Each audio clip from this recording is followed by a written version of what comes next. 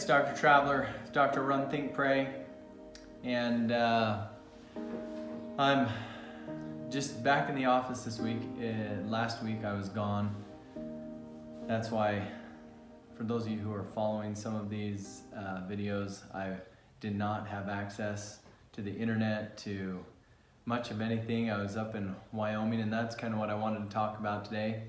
This week is in our rotation, physical, mental, and spiritual. It's spiritual. I know this is the toughest one. I'm sure for a lot of people it tends to be the most uncomfortable. To be honest, it's a little uncomfortable for me to talk about it. I think it's just because it's something so intimate, something that is very personal to us. And anyway, I just wanted to talk about why I was gone. So, my wife and I were asked to be a ma and a pa on a pioneer trek. And basically, for those of you who don't know what that is, we all dress up. Some of you they talk about them sometimes on the news. You may have seen we dress up in pioneer clothes, split up into families of about, we had 8 kids that we were in charge of from 14 up to 17. And we trek, we walk for miles. I'm not exactly sure how far it was that we trekked.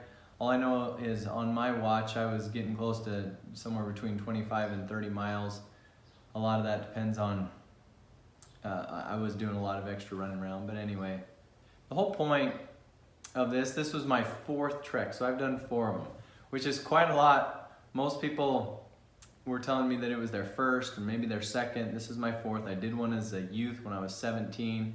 I was a ma and a pa with my wife previously, and so this was our 2nd time. And both of those, when we were ma and pa's, we were up at Martin's Cove. It's up in Wyoming.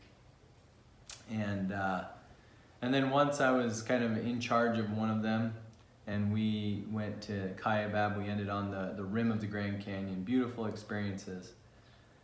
And I will admit, I'll admit that going into this, because I knew what I was getting myself into, I was a little bit hesitant, maybe reluctant,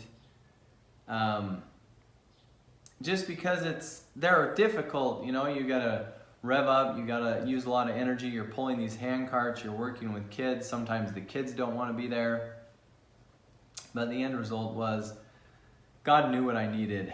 And my family this time, we had 8 kids that were just handpicked for my wife and I.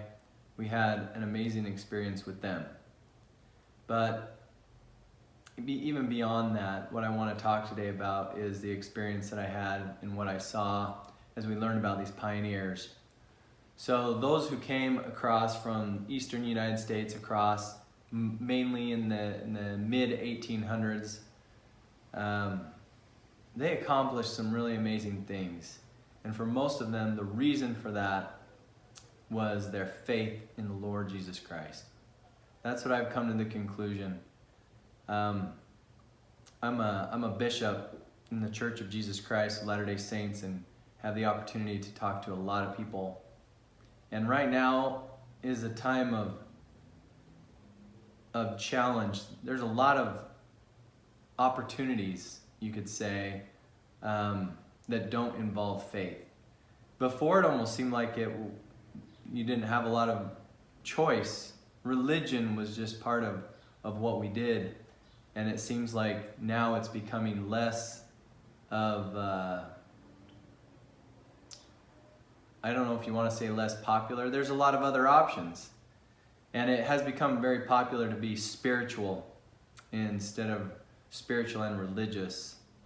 And I believe that religion has been getting attacked. And anyway, the thing that I saw, that I learned from these pioneers, was what faith in the Lord Jesus Christ can bring.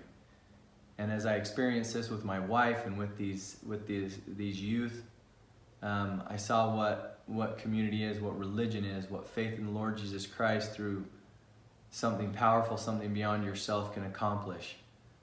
I even myself got into, following a lot of people who were probably more spiritual, less religious, and I found that they're very amazing people. But here's the problem.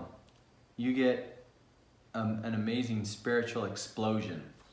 Spiritual explosion. These people just exude spirituality. There's no direction to it. And that's what I find that I gain, and that's what I saw from these pioneers.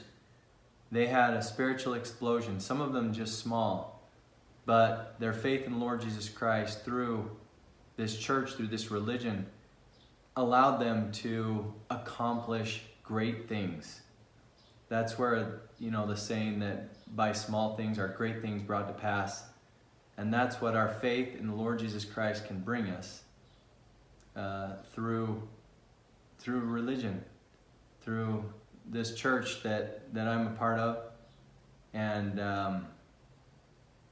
that's just what I wanted to talk about today, that message. It really has been amazing. And here's the coolest part. I didn't realize how much I'd been distracted from all of that, from talking to others and trying to appease to a lot of other people. And this week, after rediscovering my faith through these pioneer ancestors, through seeing what they did, this has been just an amazing week. I feel like I'm a better healer, a better father, a better friend. Just all aspects of my life has increased because of this rediscovery of faith.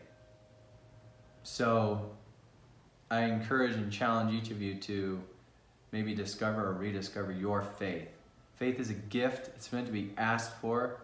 I challenge you to pray to God that you can have faith, the gift of faith in the Lord Jesus Christ, and really humble yourself to what He has in store for you in that way. And I can testify that miracles will happen and that you'll have more happiness, more peace, more joy. And I know what some will say, that it was their faith and religion that destroyed that in them. And I can't speak to everyone. I'm not going to talk down to them, say that their faith wasn't right.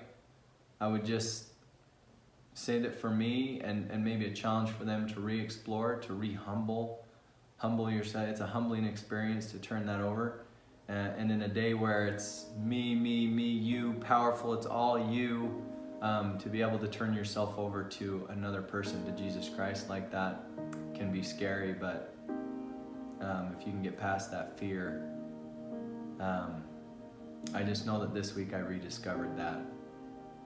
And so this is Dr. Traveler with the spiritual topic of the week, and I am signing out.